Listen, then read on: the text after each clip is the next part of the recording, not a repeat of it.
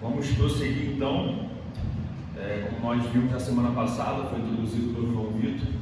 Nós iniciamos então a exposição do livro, que está projetado aqui, Simplesmente Crente, do Michael Horton. Nós vamos seguir na exposição desse livro, e o João Vitor ele expôs na semana passada a respeito dos soldados desconhecidos. Nós vimos que existem muitos homens de Deus trabalhando de maneira oculta, de maneira a não se mostrarem por trás dos panos, por trás do palco, onde esses homens têm influenciado a vida de muitos cristãos, têm servido a muitas pessoas e têm sido ferramenta e instrumento nas mãos de Deus para a glória dele. E isso coloca como um contraste, às vezes, aquele anseio de ser visto, de ser curtido, de ter relevância digital, de ter relevância social, sendo que esse não é o nosso chamado. O nosso chamado é para vivermos para a glória de Deus. Como nós temos visto com frequência, a primeira pergunta do nosso catecismo maior e o breve catecismo: qual é a finalidade principal do homem? O fim supremo do homem é glorificar a Deus e gozar dele para sempre, se alegrar dele profundamente para sempre. Esse é o principal fim do homem. Então, nós hoje vamos caminhar por uma vida cristã comum. É o capítulo 1 do livro, que é o capítulo que eu vou expor hoje, pela graça do Senhor. É um capítulo que vai demonstrar a respeito de uma crítica a um chamado radical, tanto na nossa sociedade como a igreja, uma subcultura cristã influenciada pelo mundo, infelizmente, ela acaba se desvirtuando do seu chamado principal. Os crentes se desviam do seu chamado principal e acabam caindo em equívocos, em tentações de viverem um radical, Ou seja, o ordinário, a vida comum, já não é mais atraente para essas pessoas. Elas precisam experimentar algo novo, elas precisam de uma experiência nova, elas precisam de uma fé diferente, de uma realidade cristã diferente. Fazer a mesma coisa todos os domingos, fazer a mesma coisa com a mesma frequência toda semana, não parece ser algo extraordinário de quem experimentou o novo nascimento. Então o livro vai tratar muito isso, a respeito de como Deus age com mão poderosa no ordinário, na vida comum. O livro, a ênfase do livro é essa, como o próprio nome diz, simplesmente crente, por uma vida cristã comum, uma resposta a esses anseios não bíblicos. Aqui é uma citação que o Michael Horton coloca lá: quem deseja ser aquela pessoa simples que vive numa cidade comum, é membro de uma igreja normal igual às outras, tem amigos nada especiais e trabalha num emprego maçante. Nossa vida tem que valer a pena. Temos que deixar nossa marca, nosso legado, fazer a diferença. Tudo isso deve ser algo que se pode gerenciar, manejar, medir e manter. Temos de viver de acordo com o nosso perfil no Facebook. Essa é uma das versões mais modernas de salvação pelas obras. Essa última frase, essa é uma versão moderna de salvação pelas obras. É uma forma das pessoas, ele está colocando aqui, de buscar a salvação, ou a redenção, ou a expiação por meio das suas obras, por meio daquilo que elas estão fazendo. E as igrejas estão lotadas disso, Nós aqui saímos de igrejas que tinham essa filosofia de gerenciar a igreja, Cada domingo, cada semana era uma experiência nova, ou deveria ser uma experiência nova, com louvores diferentes, com estilos musicais mais modernos, tudo para trazer uma experiência nova para o usuário. Realmente vista como uma empresa, a igreja. E no livro ele cita aqui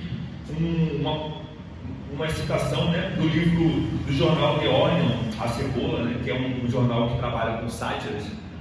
E é interessante que ele bota um personagem aqui que é tratado de maneira sátira, de uma maneira sarcástica.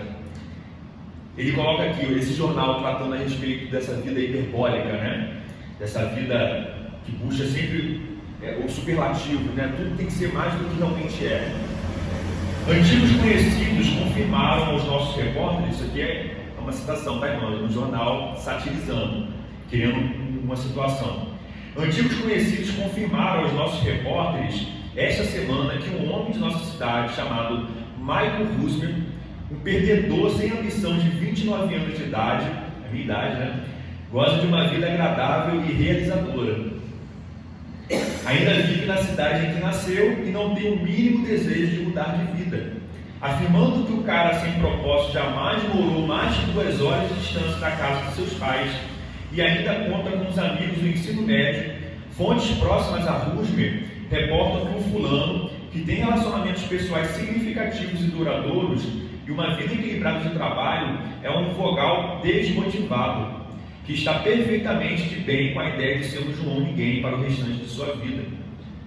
Conheço o Mike a vida inteira e ele é um cara legal, mas ainda vive na mesma rua onde cresceu e experimenta um profundo senso de satisfação pessoal.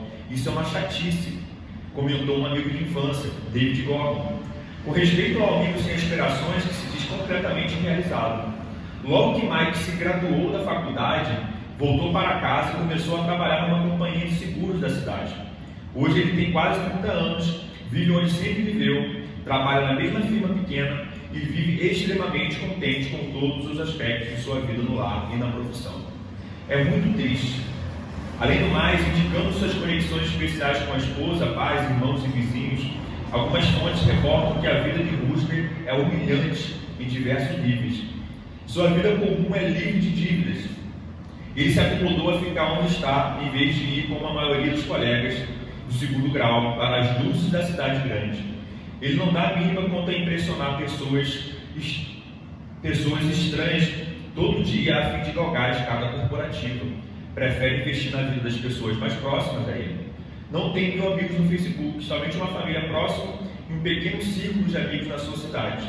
Ainda bem que consegui escapar dessa vida e não acabei como o Mike, disse a prima de Rusmer, Amari Martin, de 33 anos, advogada em uma grande firma, que não viu o amigo de infância mais próximo, Rusmer, há mais de 6 anos. Não quero saber se ter uma família amável por perto, sentir prazer ao refletir sobre minha vida e ser um grande fracasso que todos encontram quando vêm passar as festas em sua cidade uma vez por ano. É interessante a sátira que o jornal faz, né? Porque ele trata de um personagem que é demonstrado que tem uma satisfação com a vida, ele não sente necessidade de ir para uma cidade grande, ele está totalmente contente com a vida que Deus proporcionou a ele, vivendo na cidade onde ele nasceu, vivendo com os amigos da cidade onde ele cresceu e sem nenhum tipo de adoção. E como os amigos próximos falam que essa vida é uma vida triste, é uma vida lamentável. Isso demonstra a pressão da sociedade hoje em dia em fazer com que você não seja contente com o que você tem. Você tem que ambicionar algo mais, você tem que identificar o seu chamado para impactar o mundo, para mudar o mundo. E o livro vai tratar muito essa questão nesses capítulos.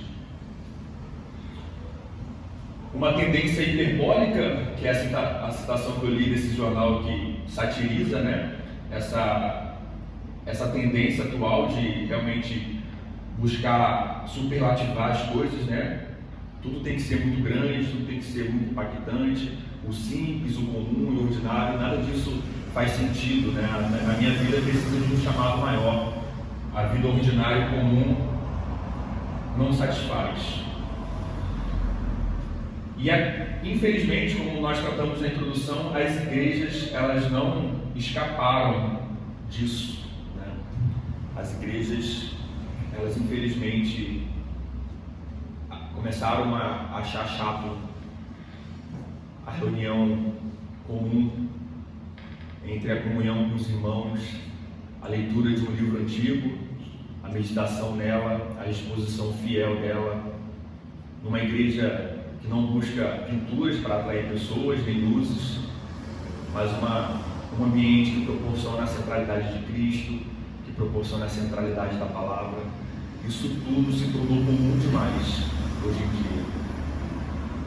Encontrando um amigo, né, conversando com um amigo algumas semanas atrás, ele expressou isso, né, realmente essa cultura, essa subcultura das igrejas atuais, que é experimentar algo novo, né? Crescer na mesma igreja, isso tudo não é suficiente, né? Parece que precisa de um chamado a mais. Nós não estamos dizendo que todas as igrejas são perfeitas, né? Elas precisam, pela graça de Deus, serem aprimoradas em determinados aspectos. Nós vimos isso na carta de Cristo, em Apocalipse, onde ele chama as igrejas e trata, né, dos pecados que são mais enfatizados em cada uma delas.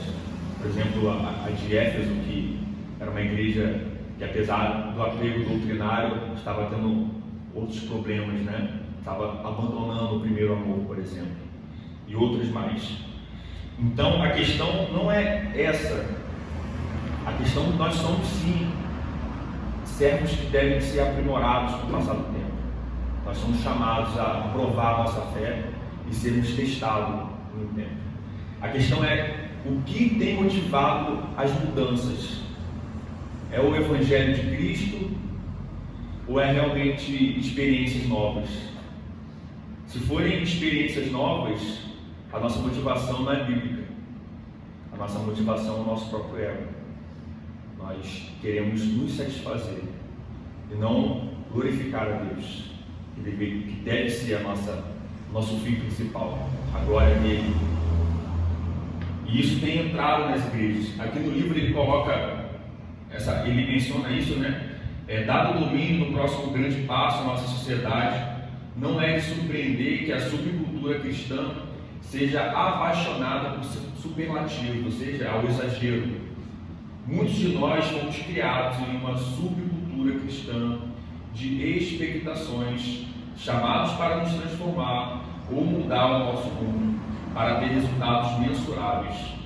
Sempre tem de haver a causa do jour, né? Uma expressão francesa, que é a causa do dia, que justifique nosso envolvimento. De outra maneira, a vida na igreja seria simplesmente ordinária demais. Como em todas as áreas da vida, passamos a acreditar que o crescimento em Cristo, tanto de indivíduos quanto das igrejas, pode e deve ser programado para gerar previsíveis resultados nada realistas e nem mesmo biblicamente justificados. Queremos grandes resultados antes e não mais tarde. Esquecemos de que Deus distribui seus dons extraordinários por meios ordinários de graça. Nos ama através de portadores da sua imagem, que são semelhantes e comuns, e nos envia ao mundo para amar e servir ao próximo em chamados comuns.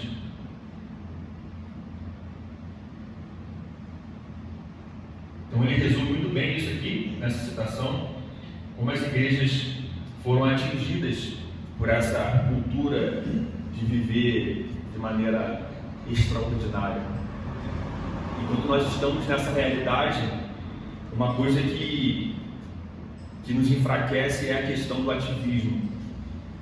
Quando nós estamos inseridos nessa cultura onde tudo é radical, né? Tudo tem que ser radical, tudo tem que ser mais do que realmente é, mais do que realmente importa, nós acabamos não sendo preparados para a vida comum.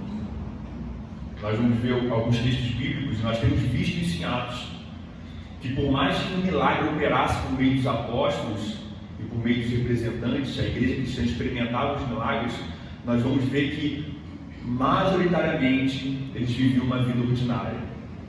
Era no partir do pão, era na comunhão, era na perseverança na doutrina dos apóstolos, era na vida ordinária que Deus se fazia presente e que a fé deles eram provadas e solidificadas. Nós vamos ver que entre um evento milagroso e outro passa-se uma vida comum. Eles estão vivendo, eles estão compartilhando a vida deles cristãs com o próximo, eles estão sendo testemunhas de Cristo com o próximo, eles estão sendo aperfeiçoados e eles estão sendo instruídos pela liderança da igreja. Está se passando o tempo. Nós temos visto isso em Atos. Nós temos visto isso inclusive com os próprios apóstolos, que viviam uma vida comum.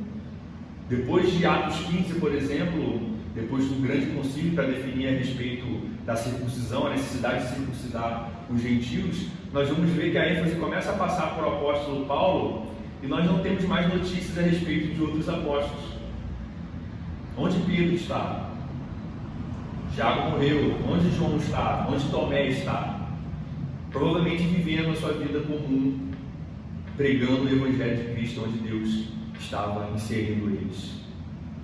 Uma vida ordinária. E essa questão do ativismo é uma grande confusão, porque às vezes a gente fica tão inserido nessa realidade de ter que fazer algo, de ter que viver de maneira extraordinária, que nós confundimos realmente uma vida cristã com ativismo. E qual é a implicação disso? A aplicação é que a nossa santidade, a aparente santidade, ela está conectada com a atividade da igreja. Se eu não estou fazendo algo, se eu não estou no retiro do sábado, ou se eu não estou na recepção da sexta, ou se eu não estou no grupo da dança no domingo, ou se eu não estou no grupo de recepção no domingo, a minha santidade fica prejudicada. Para não pecar, eu preciso estar exercendo todas as atividades na semana da igreja. E quando eu canso disso e paro de exercer determinadas atividades, eu me afasto de Deus, eu me afasto da igreja dele, porque eu não estou lá por causa de Deus. Eu confundi uma vida cristã com as atividades eclesiásticas. Nós trabalhamos muito isso quando estudamos sobre igreja e eclesiologia aqui, sobre a importância de que a atividade da igreja seja um meio de glorificar a Deus, né? Não um fim em si mesmo. Porque quando se torna um fim em si mesmo, nós já começamos a cumprir ritos, né? Tudo fica maçante, fica chato, porque nós perdemos o significado daquilo, né? O significado é sempre extraordinário. Por mais que as coisas se façam dentro do ordinário, o significado é sempre extraordinário. É por causa de Deus, é por causa de Cristo, é por causa do novo nascimento. São coisas extraordinárias, são coisas milagrosas que estão por trás daquilo que nós fazemos no ordinário e no comum. Vou pedir ao irmão que abra em Lucas, capítulo 9, verso 28 a 35.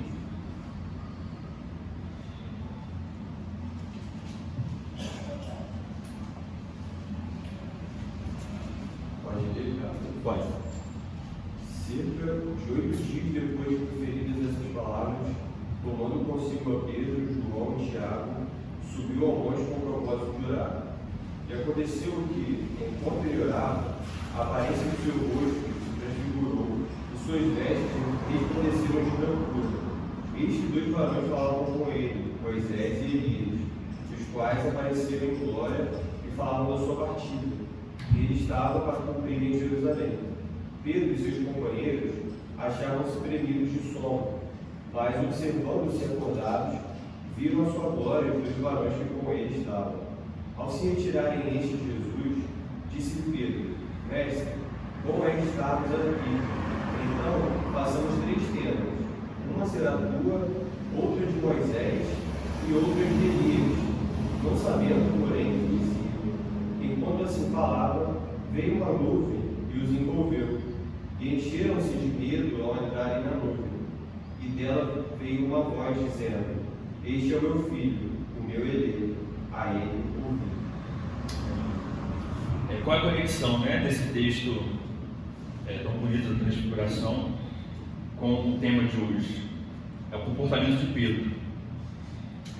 Pedro, ao ver aquele evento extraordinário acontecendo diante dele, onde Moisés, ou seja, a representação dos profetas da lei, e Elias, a representação dos profetas, nós temos visto isso, como esses homens são personagens, são pessoas importantes no Antigo Testamento, né? Jesus Cristo mesmo, na exposição, nos ensinos que ele dava, ele mencionava Elias e ele mencionava Moisés, ratificando a importância do ensino desses homens.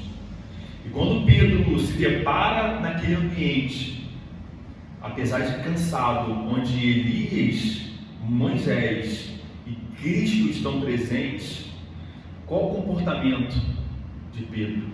O que Pedro fala para Cristo? A vontade dele é não voltar para a vida comum. Ele não quer voltar para o ordinário, mas ele quer montar uma tenda e ficar ali, com Deus, com Cristo, com Moisés e com Elias. E a gente vê que esse anseio não é o anseio correto que Pedro teve, como ser humano que é, né? Passivo de erro, porque ele coloca a ênfase na figura de Elias e de Moisés. É por isso que Deus, o Pai, quando esses homens somem, uma nuvem toma aquele lugar, bem comparado com o que acontece quando Deus entrega os mandamentos, aquela nuvem que toma o Monte Sinai. Nós vemos que Deus fala: esse é meu filho, de quem eu me comprazo, a ele ouvirás. Não é mais no tempo dos profetas nem da lei, mas agora é Cristo. É Ele que tem que ser o centro. E muitas vezes nosso comportamento é igual a Pedro. Nós experimentamos o novo nascimento e coisas extraordinárias ocorreram naquelas fases, e ainda ocorrem alguns milagres, nós vemos isso. As coisas que Deus faz de maneira que a gente não consegue explicar, porque Ele é Deus, Ele é todo poderoso, Ele faz o que quer. Não há como colocar Ele numa caixinha de regras. Mas às vezes nós queremos fugir do ordinário. Às vezes nós somos tentados pelo Instagram, pelas redes sociais, pelo filme, pela série, de que tem que ter algo mais. Não é possível que eu fui chamado somente para ser cristão em Cabo Frio. Nascer aqui, trabalhar aqui, servir a igreja local aqui, envelhecer e morrer aqui. Será que eu não tenho chamado para ir para a África? Será que é só isso mesmo o meu chamado? E às vezes não que seja errado ir para a África, tem pessoas que foram chamadas para isso, vão servir nesses lugares, na Europa, são os missionários. Mas às vezes tem pessoas que vão para esse lugar não com a motivação de que eu senti o chamado de Deus realmente para missões, o que é bom. Nós fomos alcançados porque missionários saíram da sua zona de conforto e vieram aqui na América pregar para os índios e influenciar a colônia brasileira, como outros países também. Mas a questão é nós sondarmos o nosso coração, se a motivação de ir para esses lugares é realmente um chamado de Deus para eu ser servo nesse país, nessa cidade, nesse local, nessa sociedade, ou porque eu estou insatisfeito com a minha vida atual.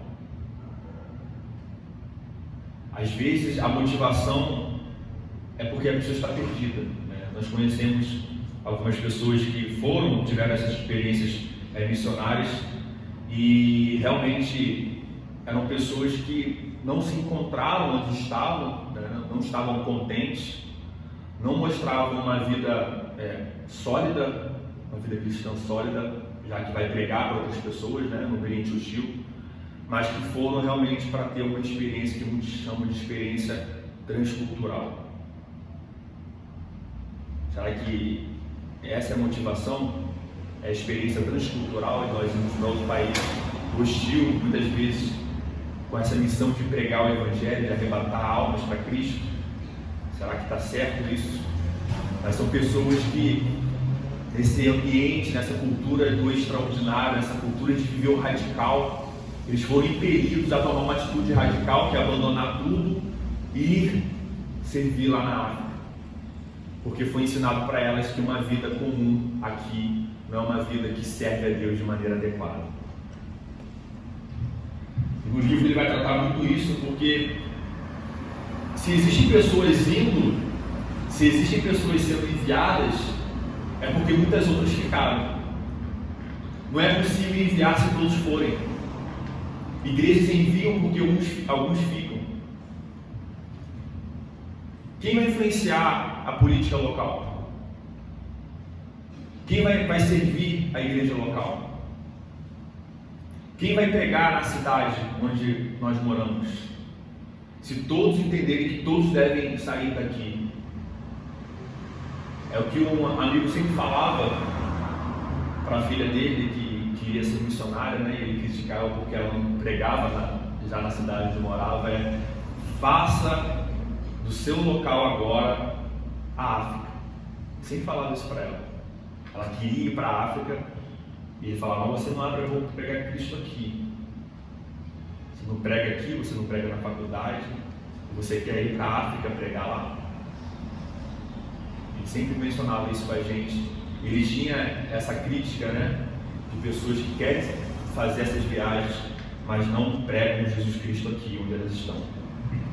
Como se fosse realmente para ter uma experiência. E aí nós acabamos sendo tentados a fugir do ordinário, a fugir da vida comum. Aqui uma citação: nunca aprendemos a ser pessoas comuns que vivessem a vida corriqueira de maneira bela, né? Ainda nessa harmonia, nessa síntese, nunca aprendemos a ser pessoas comuns que vivessem a vida corriqueira de maneira bela. Essa pessoa é um depoimento que ele coloca aqui de uma cristã. Essa pessoa é uma pessoa cristã que foi criada no seio evangélico, e ela está dizendo que ela não aprendeu durante a sua vida a viver uma vida corriqueira. Chega a soar engraçado, né? Como uma pessoa consegue viver de maneira a não expressar Deus na vida comum, se nós estamos inseridos nessa realidade. E nós então somos chamados a ver Deus no ordinário. Coloquei alguns textos bíblicos aqui, principalmente de Atos. Às vezes nós não vemos Deus no ordinário porque nós não somos sensíveis à realidade de Deus. Romanos 1, nós vemos que Paulo está chamando os romanos, expondo aos romanos o Deus verdadeiro. E antes de entrar na idolatria, o problema da idolatria dos romanos, ele vai falar a respeito da revelação geral, de que a glória de Deus é manifestada por meio da criação dele. Paulo está dizendo, em outras palavras, que tudo revela a Deus. Tudo dessa realidade aqui revela a Deus. O problema é que, por causa do nosso pecado, onde a nossa visão foi entenebrecida por ele, nós não temos a capacidade, por nós mesmos, naturalmente, de enxergar Deus nessa realidade. É por isso que nós vemos que, quando ocorre a conversão, o nosso Deus, ele retira as escamas, e a cegueira que estava sobre nós, que é a cegueira espiritual, nós passamos a enxergar espiritualmente. Mas o problema é que nós não enxergamos plenamente, mesmo pós-conversão, mas a nossa caminhada em santidade vai apurando o nosso sentido da visão. Quanto mais próximos de Deus nós estamos, como mais apegado aos meios de graça, à palavra, à oração, nós vemos Deus nos detalhes da nossa vida. Nós conversamos em casa que quando nós acordamos e temos um momento devocional com Deus, um momento onde nós lemos e oramos, lemos a palavra dele e oramos, como nós passamos o dia de maneira diferente. É diferente aquele dia. Nós conseguimos entender algumas coisas que aconteceram naquele dia. Nós conseguimos explicar algumas reações que nós tivemos pecaminosas naquele dia. Quando nós meditamos na palavra, o Senhor utiliza a nossa vida comum e nós aplicamos o que nós lemos no devocional naquele dia. A questão ordinária. Que nós possamos ter essa sensibilidade, né? De enxergar Deus nessas pequenas coisas. Porque Ele é o Deus que criou isso aqui, né? Que nós vivemos. A vida comum é a vida criada por Ele. A vida ordinária é a vida criada por Ele. Nós possamos clamar por Ele para ter essa visão mais apurada das nossas relações com o próximo, né? As relações humanas, as relações com o nosso trabalho, as relações com a esfera pública, com a política. Tudo isso deve ser olhado de maneira mais crítica por nós, um olhar mais aguçado como cristãos que buscam ser sábios, que buscam discernir as coisas, que não vivem do modo deixa a vida me levar, né? A vida leva eu, mas que realmente entendem que Deus é o Deus dessa realidade e que Ele chama os seus servos para glorificar a Ele nessa realidade, nessa vida comum. Eu vou pedir ao Gabriel que abra, por favor, em Atos 2, verso 46 ao 47. Verônica, Atos 6, verso 1 a 4. Felipe, Atos 11, do 19 ao 26. Vitor, Eclesiastes 12, do 13 ao 14.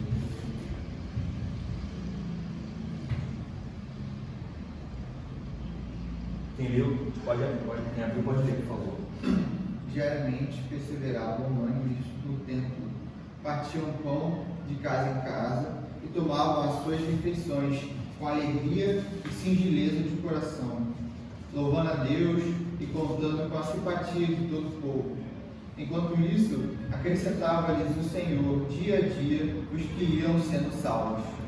Esse texto mostra, né, como eles viviam uma vida comum, compartilhando pão, em comunhão e perseverando na doutrina dos apóstolos, ou seja, sendo aperfeiçoados na pregação, na palavra de Deus.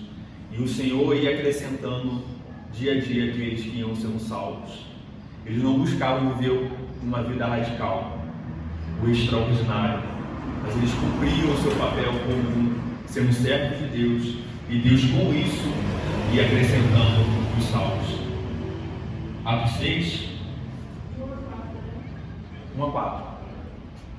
Ora, naqueles dias, multiplicando-se entre os discípulos, houve murmuração dos inimigos contra os judeus, porque as viúvas deles estavam sendo esquecidas na discussão geral. Então os 12 convocaram a comunidade dos discípulos e disseram: não é razoável que nós abandonemos a palavra de Deus para servir as mesas. Mas, irmãos, entre vós 7 homens de boa reputação, cheios do espírito e de sabedoria, aos quais encarregaremos deste serviço. E quanto a nós, nos congregaremos à oração, nos consagraremos à oração e ao ministério da palavra. Qual é a conexão, né? Olha como surge o ofício dos diáconos de maneira totalmente ordinária, né? Não é de maneira extraordinária. O que está acontecendo ali naquela localidade dessa igreja? As viúvas dos helenistas, ou seja, daqueles de língua grega, estão sendo abandonadas no cuidado daquela igreja local, pelos representantes daquela igreja local. Foi levantado um favorecimento pelos hebreus em detrimento dos gregos. Por causa disso, surge então a necessidade de eleger homens que deveriam exclusivamente cuidar desse aspecto da igreja, para que os presbíteros, aqueles que foram chamados ao ministério da palavra, pudessem se dedicar à mesa e pudessem se dedicar à palavra de Deus. É de uma maneira tão comum, uma questão tão ordinária, que é o cuidado com a provisão das viúvas dos helenistas. E assim nós vemos que surge o ofício. E como resposta àquela igreja, ela elege gregos, judeus helenistas, para cuidarem dessas viúvas, demonstrando que não havia um favorecimento, mas sim um erro, naquela igreja local quanto a esse esquecimento. Então nós vemos aí uma necessidade comum, ordinária, sendo base para o surgimento do ofício do diácono, uma questão ordinária. Atos 11. Então, os que foram dispersos por causa da tribulação que sobreveio a Estevão se espalharam até Fenícia, Chipre e Antioquia, não anunciando a ninguém a palavra, senão somente a judeus. Alguns deles também, que eram de Chipre e de Cirene, e que foram até Antioquia, falavam também aos gregos, anunciando-lhes o evangelho do Senhor Jesus. A mão do Senhor estava com eles, e muitos crendo, se converteram ao Senhor. A notícia a respeito deles chegou aos ouvidos da igreja que estava em Jerusalém, e enviaram Barnabé até Antioquia. Tendo ele chegado e vendo a graça de Deus, alegrou-se e exortava a todos a que, com firmeza de coração, permanecessem no Senhor, porque era homem bom, cheio do Espírito Santo e de fé, e muita gente se uniu ao Senhor. E partiu Barnabé para Tarso à procura de Saulo, tendo encontrado, levou-o para Antioquia. Por todo um ano se reuniram naquela igreja e ensinaram a numerosa multidão. Em Antioquia foram os discípulos pela primeira vez chamados cristãos. Amém. Outra conexão, né, a respeito do que nós estamos falando, esses crentes não foram intencionalmente enviados para aquela localidade pela igreja de Jerusalém. Barnabé, quando chega lá, ele se depara com cristãos que já estavam naquela localidade e já estavam compartilhando na sua vida comum o Evangelho de Cristo. E vai falar que Barnabé, quando chega lá, ele glorifica o nome de Deus, porque Deus já estava agindo entre os gentios daquele lugar. E a igreja, então, ele é enviado, né, pela igreja de Jerusalém e constata isso e procura Saulo para ser a sua assistência, né, na pregação para os gentios. Então nós vemos isso aí nesse texto, como eles estavam vivendo a vida comum, compartilhando o Evangelho, e como isso estava surtindo os seus efeitos para a glória de Deus, né? E às vezes nós não fazemos isso na nossa vida comum, no ordinário. Às vezes nós buscamos praticamente o extraordinário para anunciar o Evangelho.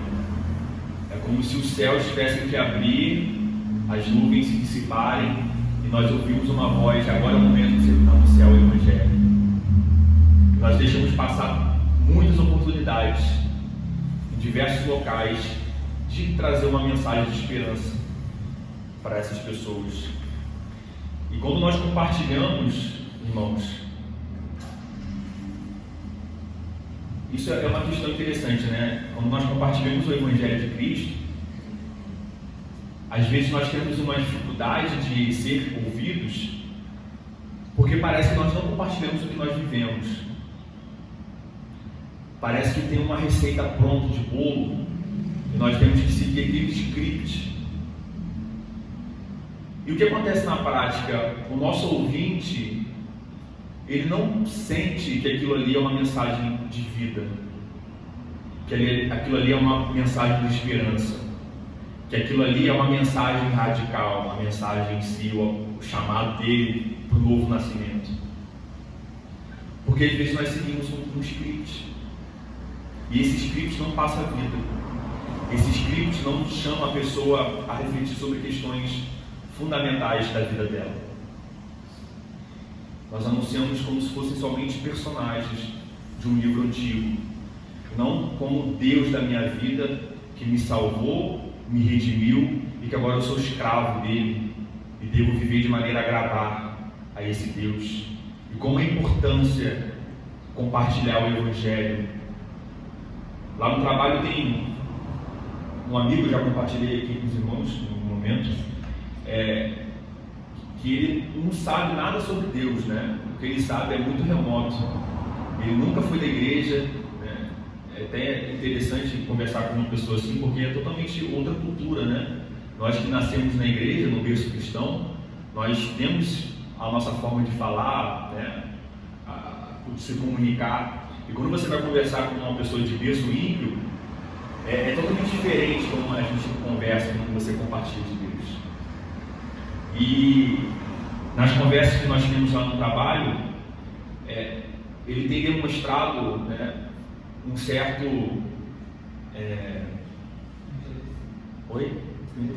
interesse, mas uma certa perda de sentido da vida dele, né? Ele questiona muito a questão de propósito, essa é a palavra, propósito, lá. E nós estávamos falando sobre astronomia lá no trabalho, e ele estava questionando uma situação a respeito do universo, né? Uma grande questão levantada por ele é como é que Deus, que criou tudo isso, né? Algumas teorias vão falar de várias galáxias, né? O cosmos. Como é que esse Deus encarna somente na Terra? Né? Qual o propósito disso? Né? Como é que fica a questão de vida fora da Terra? E essa falta de propósito nos chama a atenção, porque é triste, né?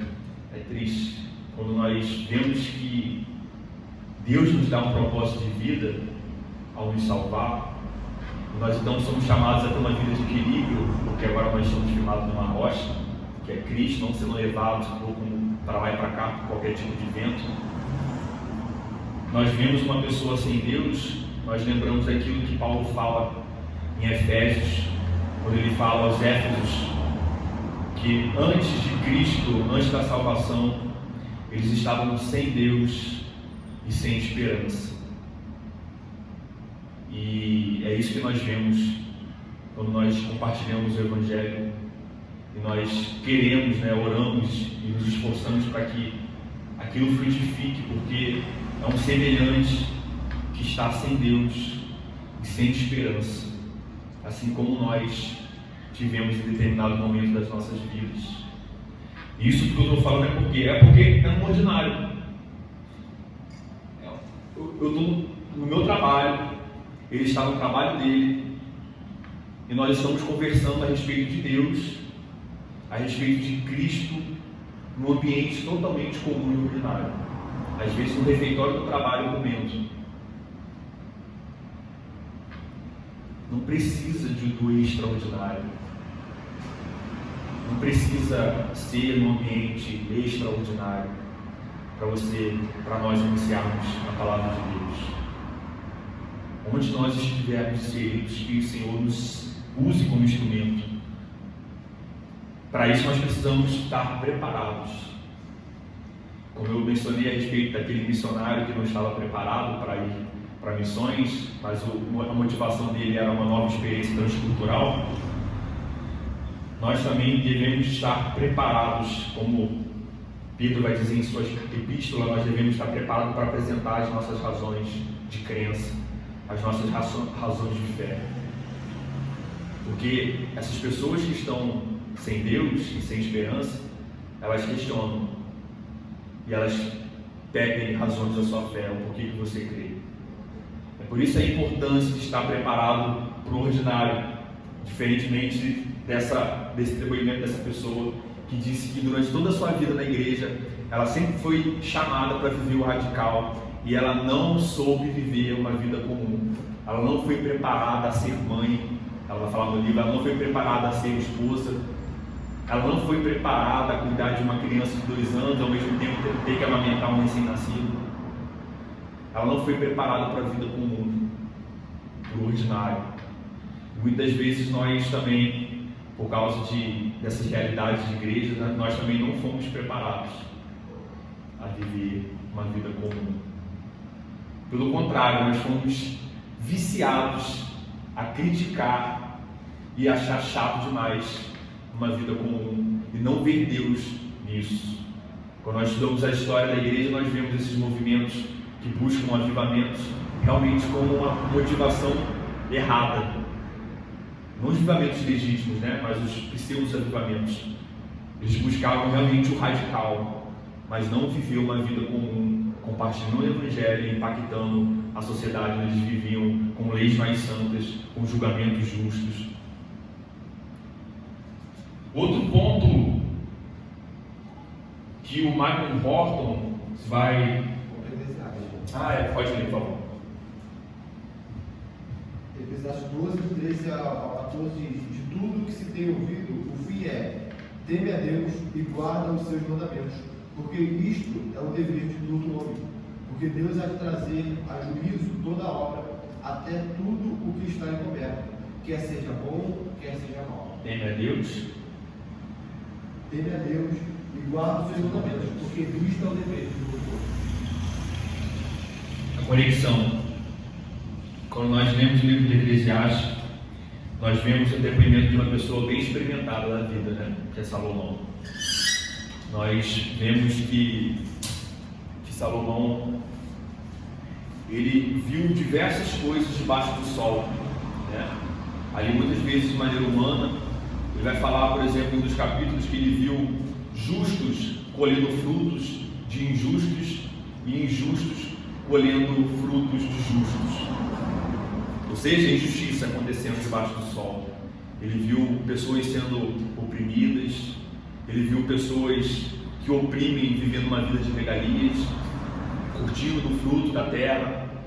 E ao final de uma reflexão sobre a vida debaixo do sol, a suma ou seja, o resumo de tudo que ele expôs nos capítulos anteriores teme a Deus e guarda os seus mandamentos. Um chamado de uma vida comum. Teme a Deus e guarda os seus mandamentos. Essa foi a conclusão do sábado. Caminhando, alguém gostaria de fazer algum tipo de colocação? Pode, só para não ficar claro. Interessante, né, que a gente olha, né, para o Evangelho, né, que assim, o Evangelho por si só ele já é algo extraordinário, né? Que a pregação, você pensar, né, que Deus ele converte pessoas, né, que estavam mortas dos seus delitos e pecados, cegas, e aí, cara, a pregação do Evangelho é o poder da salvação. Como que a gente vê em Atos, né? Quantas pessoas se converteram, né, com a pregação da palavra? Elas se deparam com a realidade espiritual delas, né? Então, às vezes, essas pessoas elas perdem essa noção, né, de quão extraordinário é o Evangelho, né? Da vida que faz enxergar uma realidade muito maior do que essa, né? Do que a gente vive agora. Então, lembrando assim, é uma parada que não é algo comum, né?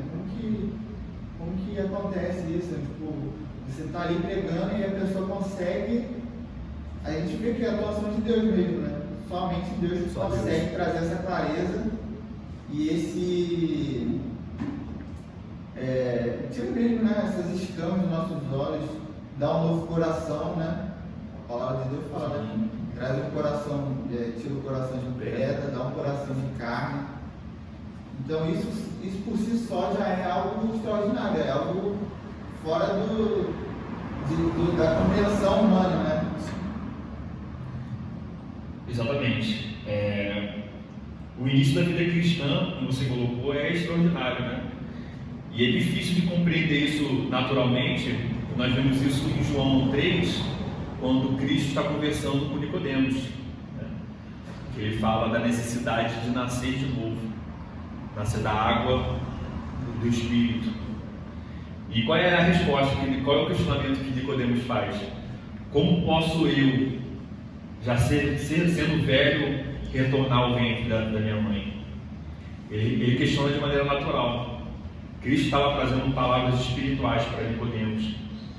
Tanto que Cristo vai concluir: como você, sendo sacerdote, não compreende o que eu estou te falando? Como poderás compreender as coisas celestes, né? As coisas superiores ainda que Cristo conhece sendo Deus. Então, realmente, o novo nascimento, ele é um milagre, né? Nascer de novo. E nós vemos, por isso que nós falamos que a conversão legítima, ela vai ser demonstrada por meio de frutos legítimos, né?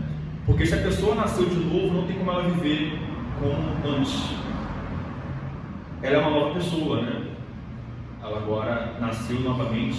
Então, a vida dela em si, a santificação, a nossa santificação, é no sentido de que nós, como seres mutáveis que somos sempre diferentes do que nós fomos há tempo atrás. Nós estamos perseverando, né? Alguns pecados que nós lutamos, a ideia natural é que eles sejam enfraquecidos dentro de nós, com o passar do tempo da vida cristã. A ideia de mortificar a carne, né? Nós vamos lutar com o pecado sempre, até a glorificação do nosso corpo. Mas a ideia é que a santificação é que um tempo nós somos provados. E Pedro vai falar que a nossa fé é tratada como ouro ao fogo, né? Onde ele fica mais reluzente quando ele passa pela provação.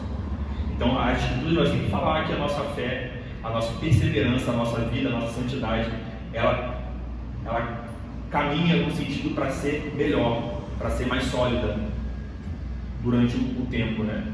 E isso é extraordinário, isso é milagroso. Porque como é que a gente pode vencer aquela luta que Paulo fala em Romanos 7, onde parece não, onde ele constata que existe nele a lei interior, a lei do Espírito, mas também existe uma outra lei agindo nos membros dele, que é a lei do pecado, né? Que ele vai concluir quão amaldiçoado ele é, quão amaldiçoado nós somos. Quem poderá me livrar do corpo dessa morte? Aí ele começa em Romanos 8: pois nenhuma condenação há para aqueles que estão em Cristo Jesus. Apesar dessa luta, apesar de nós perdermos muitas vezes essa luta entre o Espírito e a carne, apesar disso não há condenação por causa de Cristo. Então, como você bem colocou aí, a vida ordinária, a vida corriqueira, às vezes a gente tem dificuldade, né, e a gente acha necessário colocar extraordinário, porque nós fomos criados, nós crescemos numa cultura onde corriqueiro e extraordinário e ordinário são coisas pejorativas. Uma pessoa ordinária, né? Olha só como é que é. Uma pessoa ordinária é uma pessoa comum, mas olha como isso se tornou na nossa cultura, né? Aquela pessoa é uma pessoa ordinária, uma pessoa comum, mas virou um xingamento. Você ofender alguém, chamar ela de fulano, é uma pessoa ordinária. Às vezes a gente para pra pensar, né? Mas olha como, né, se tornou pejorativo o ordinário. Por quê? Porque a gente vive numa cultura hiperbólica, numa cultura de superlativos, uma cultura onde, você que Gabriel, que trabalha com o Instagram, a gente estava conversando na semana passada, vê muito isso, né? A carência e a necessidade das pessoas de ter reconhecimento nas mídias sociais, né? Isso é um problema da mídia em si, das redes sociais? Não, é um problema do coração, que é expressado nesses locais, né? Essas pessoas, elas precisam ser reconhecidas onde quer que elas estejam, e a presença virtual não é diferente. Esse coração precisa atender os seus caprichos, né? E uma vida ordinária é uma vida satisfeita em Deus, é uma vida disposta a servir o próximo. E aí, mais alguém quer? Só essa questão aí do extraordinário, sim, cobrando, no sentido de que o Sproul até fala isso naquela série de questões cruciais da fé, que ele vai falar sobre o nascimento, né? O nascimento é algo sobrenatural, porque o natural que é aquilo que é replicável, né? Que você vê, que a ciência consegue averiguar, por exemplo. Por repetições, a ciência consegue averiguar e consegue ver um padrão.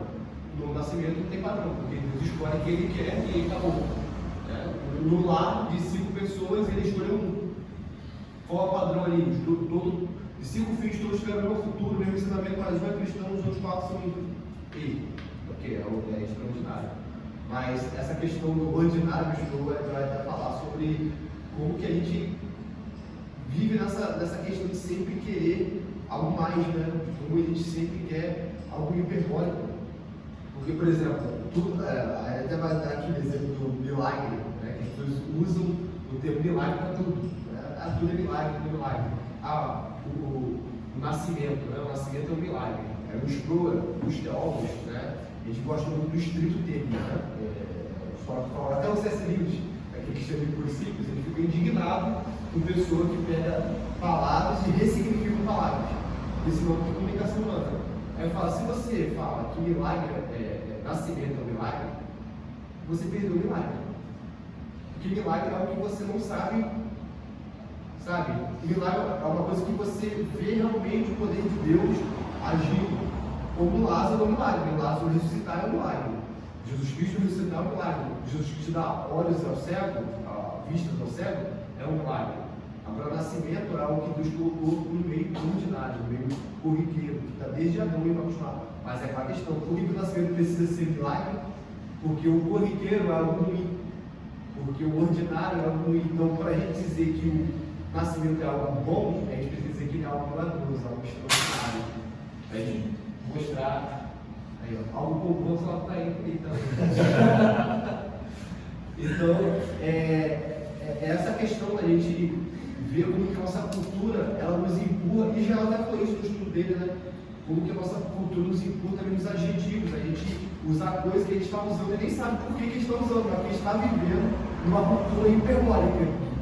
Tudo que a gente faz é com esse pensamento. Sim. Isso é interessante porque é aquilo, né? Nós somos seres influenciáveis, né? Se a gente for parar para pensar, é difícil às vezes até a gente conseguir apresentar razões de determinada atitude, né? Mas tudo tem uma origem, tudo que você pensa, como você age, tem uma origem. A grande questão é você saber justificar qual é a origem dos seus pensamentos, qual é a origem das suas atitudes. Isso ocorre às vezes por causa da influência, no caso do crente, né? Uma influência ímpia. Às vezes nós vemos ataques à linguagem, por exemplo, como nós vivemos hoje, né?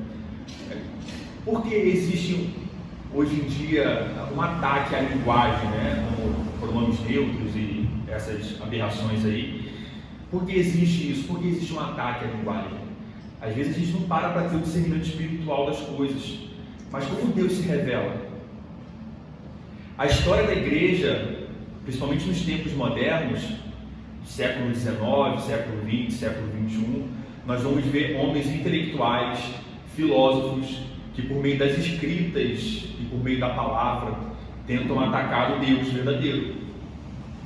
E se nós não olharmos espiritualmente, porque existe já há séculos uma tentativa de atacar a linguagem, nós acabamos sendo influenciados por isso, né? Deus se revela por meio escrito. Também a revelação especial, ou seja, tem a revelação geral, mas a revelação especial, a revelação salvífica, que tem mensagem de salvação para o homem, é a palavra dele. E quando nós atacamos a palavra, quando nós atacamos a linguagem, quando nós atacamos a escrita, quando nós atacamos a verdade, relativizando a verdade, isso vai, né, trazer consequências para você pregar a palavra. Ela fica mais difícil, porque as pessoas começam a questionar coisas que não são questionáveis, coisas que não são contrárias à verdade, né? Então isso, a questão da influência, né? Nós somos influenciados em tudo. Nós somos pessoas que são influenciadas pelos meios. Os meios não determinam o que nós pensamos, mas nós somos influenciados por eles, né? Você vê isso? Satanás quer significar as coisas, né? Exato. É o símbolo do arco-íris, né? É algo bíblico, né? Da aliança com Deus, e aí passa a ser um símbolo da LGBT, sabe? Algo totalmente contrário, né? Então acho que é sempre isso. E várias coisas lá na live ontem, muitas coisas, por exemplo, que são pecados, aí mudam uma outra linguagem, né? Ela não é mais pecado. Então um novo nome, uma nova roupagem para isso. A gente acaba tendo várias preocupações com o meio termo, mas na verdade isso daí, a raiz do problema, a origem é o pecado, né? E a gente não quer tratar aquilo como pecado. Eu acho que é muito essa questão de ressignificar as coisas. Isso aí. Na verdade, falando sobre o que você falou, por mais que isso tenha falado isso, a vida é um milagre.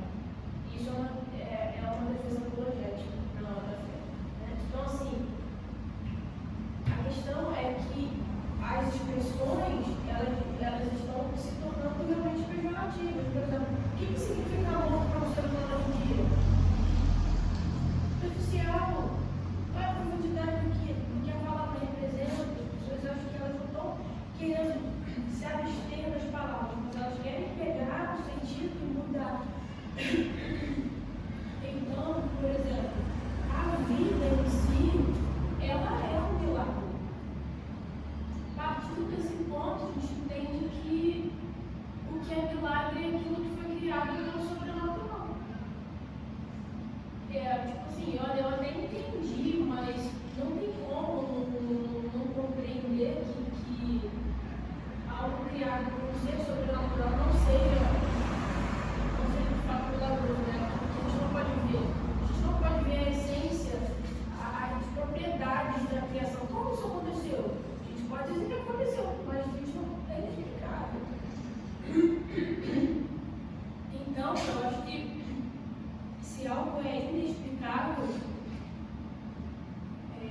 para mim, já é considerado um milagre. Né? Não como um sentido pejorativo. Sim. Mas o que eu acho que é no sentido de ser fora do padrão. Né? Por exemplo, o nascimento Deus já instituiu, então já algo que acontece, vamos dizer assim, naturalmente, né? Algo natural. E aí o milagre, por exemplo, a pessoa morreu e aí a tendência é ela não voltar à vida. E ela voltando à vida, no caso ela está quebrando o padrão, vamos dizer assim. É o que a pergunta disso está certo. Eu entendi que A grande questão é que, como diz nas Escrituras, Deus começa com algo extraordinário. E depois do ato extraordinário vem o ordinário. Então havia um milagre, mas é um milagre que durou 6 dias. Sim. O ato criador de Deus, a vida. Depois dos 6 dias é o ato ordinário. Aí vem o nascimento, aí vem tudo ordinário. A planta tem semente, o ser humano tem semente para o seu filho, que são coisas visíveis, o ordinário. Aí o ser humano peca. Aí o ordinário já não é possível para ver Deus. Aí vem o extraordinário, que é o novo nascimento. Mas hoje em dia, depois do ato extraordinário criador de Deus 6 dias, no mundo físico, tudo é ordinário, a não ser o novo nascimento. É nesse sentido, entendeu? É nesse sentido. O Filipe estava falando, né? A respeito de Satanás perverter as coisas de Deus, né? Jardim do Éden, né? Quando ele vai para Eva e deturpa tudo que Deus falou. No deserto com Cristo. No deserto com Cristo. Significando Por isso que ele é o pai da mentira, né? É chamado não, né? A natureza dele é assim, é o ser dele, é ser mentiroso, né? Enganador.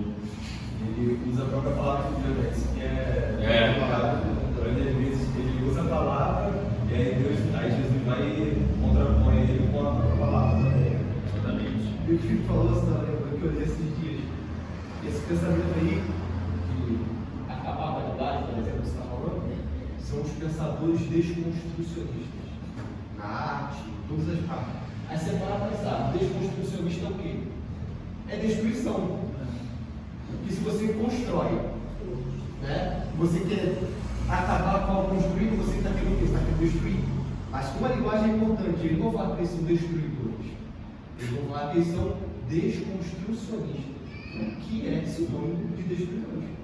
É como que a linguagem tem um poder enorme, porque eles entendem, ele bota a parte capacitadora de construção e bota desconstrução. Aí você não entende o que eles estão falando, eles estão querendo destruir os valores. Você vê que até uma vírgula faz diferença na frase, tem um monte de significado. Porque para essas pessoas que foi construído até hoje, é retrógrado e passa para o passado. Tem que ter um novo, veio na mente deles, né? Sim. E não tem valor as coisas passadas. São teóricos, né? O último ponto do livro: conforto versus contentamento.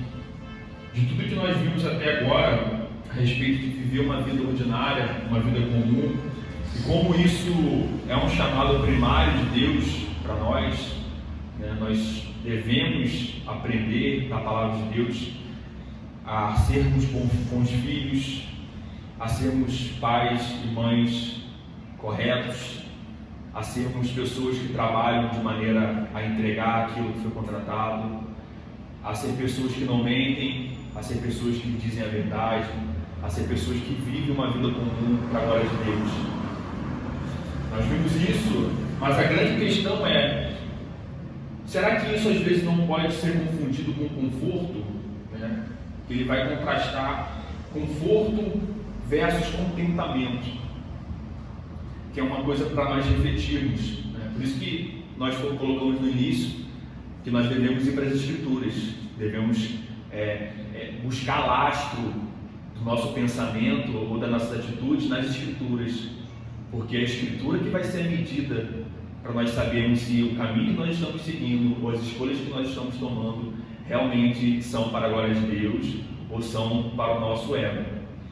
E aqui, quando ele vai falar sobre conforto no livro, ele vai dizer que o conforto em si, a busca pelo conforto, é uma busca pecaminosa. Não o conforto em si, mas a busca pelo conforto, né? Então, quando as nossas ações visam o conforto, é porque Porque nós somos chamados para sofrer no nome de Cristo, né? E sofrimento e conforto, eles não andam juntos, né? Quando nós sofremos, nós não temos conforto. Então, aqui não leia aqui o conforto no sentido de eu trabalhar para ter uma casa boa, para ter Isso aí são aspirações legítimas, né? Deus te dá o dinheiro por meio da provisão, você trabalha, você busca ter um conforto no lar. Não é isso que ele está falando. Ele está falando a busca do conforto como pessoa, não buscar sofrer, né? Não buscar ter, não querer perder de controle, né? Você é uma pessoa que você tem a sua vida totalmente controlada, né? As coisas ocorrem sempre daquela maneira e aquilo ali acaba se tornando um ídolo na sua vida. Você realmente acha que você pode controlar as coisas, porque aquilo te traz conforto. Aí você acaba caindo por um lado pecaminoso, porque você herege um ídolo, ou seja, você quebrou o primeiro mandamento, né? Não terás outros deuses, que é o ídolo do conforto. Toda a sua vida é motivada para você ter conforto. Tudo que você faz, tudo que você lê, tudo que você conversa, sempre expressa essa vontade, essa necessidade de não sofrer, de ter a sua vida controlada. Algumas pessoas deixam de fazer as coisas que devem ser feitas, porque Deus assim ordena, como por exemplo sofrer alguns conflitos, ter alguns conflitos, porque elas não querem perder o conforto. Às vezes entrar em determinado tema com determinada pessoa vai tirar da zona de conforto. E você faz o quê? Você fica quieto, não fala.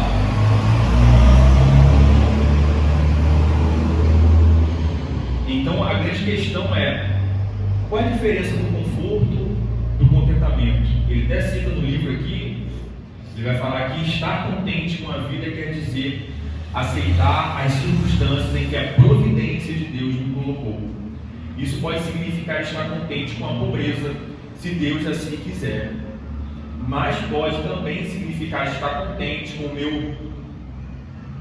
o meu lugar como um cara normal de classe média que mora em um subúrbio americano, tem esposa e 4 filhos.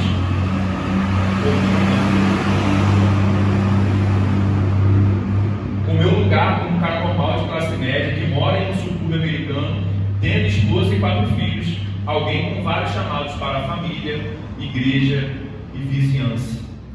Às vezes a gente liga a ideia do contentamento automaticamente à pobreza. Ser contente é ser contente com a pobreza. Mas aqui ele coloca que às vezes pode significar estar contente com ele sendo um cara normal de classe média, por exemplo, que mora em um subúrbio americano, ou seja, tem uma vida confortável, né, humanamente falando. Então a ideia do contentamento é esse contraste.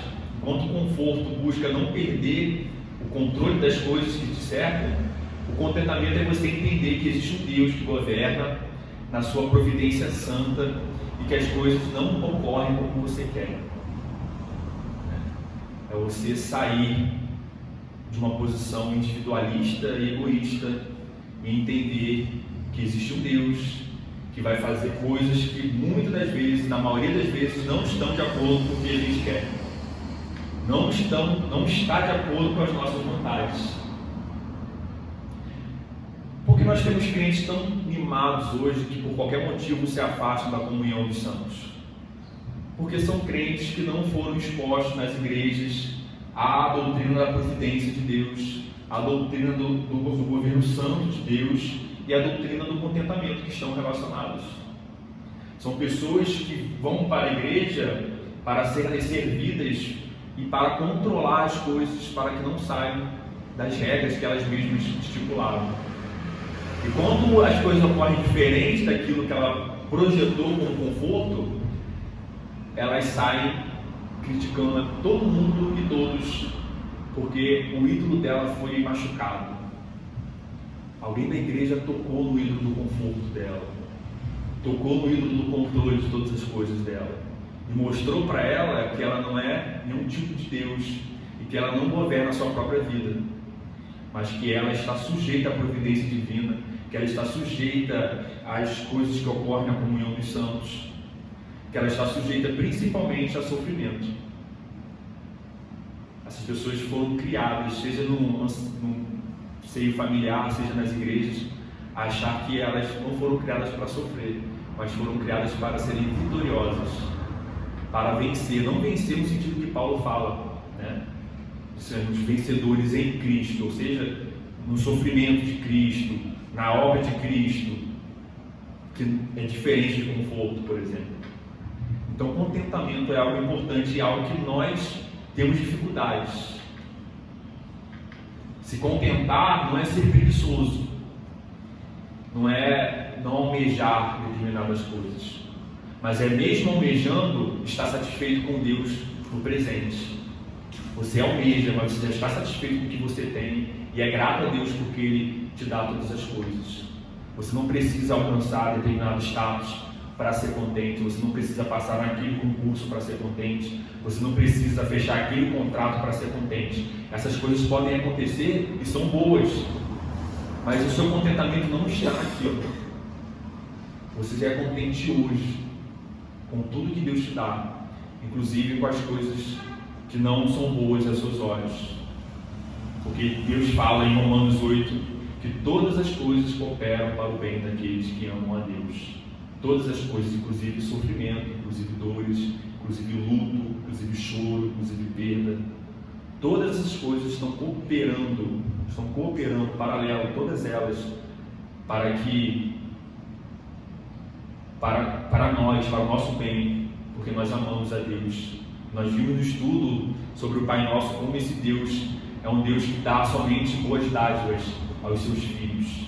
E às vezes os nossos olhos humanos, a gente não consegue enxergar isso e ver o sofrimento como algo mal, um mal moral em si, mas não como um instrumento de Deus para nos provar, para mostrar o nosso pecado, né? Aquilo que habita dentro de nós. Isso é muitas das vezes sofrido. Em Filipenses 4:10, se alguém puder abrir, por favor, do verso 10 ao 13, Filipenses 4, é um texto muito conhecido. E é um texto que perfeitamente expressa a ideia de contentamento.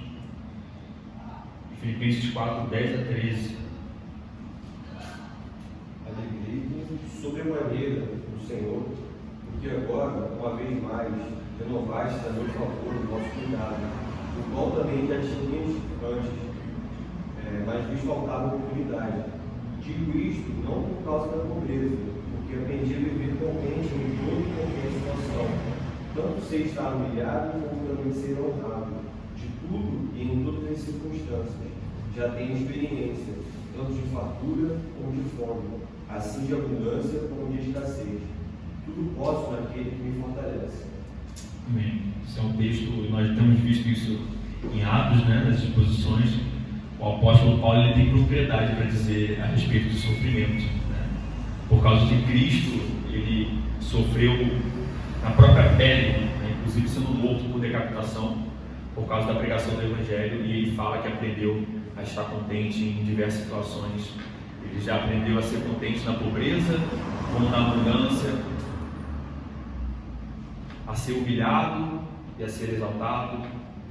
Todas essas circunstâncias que são contrastes em si, ele aprendeu a estar contente com Deus. Seja Deus dando abundância, seja Deus dando pobreza, seja Deus dando humilhação, seja Deus exaltando ele. Contentamento, não importa a situação, com Deus. E isso nos traz, esse contentamento nos traz a ideia de viver uma vida comum, uma vida corriqueira, uma vida ordinária, de maneira satisfeita em Deus, sabendo que não são as coisas que o mundo oferece, ou não são um comportamento radical que vai nos satisfazer, né? Mas sim esse contentamento em Deus. Então, o estudo de hoje, né, a ênfase desse primeiro capítulo do livro é isso, né? Nós levantarmos reflexões a respeito do que está em voga, né, na nossa sociedade e na igreja também, infelizmente, sobre essa necessidade de viver uma vida de maneira radical, né? E em contraste, nós somos chamados, por meio das Escrituras, a viver para a glória de Deus, amando o próximo, guardando os mandamentos dele, de maneira na vida comum e ordinária.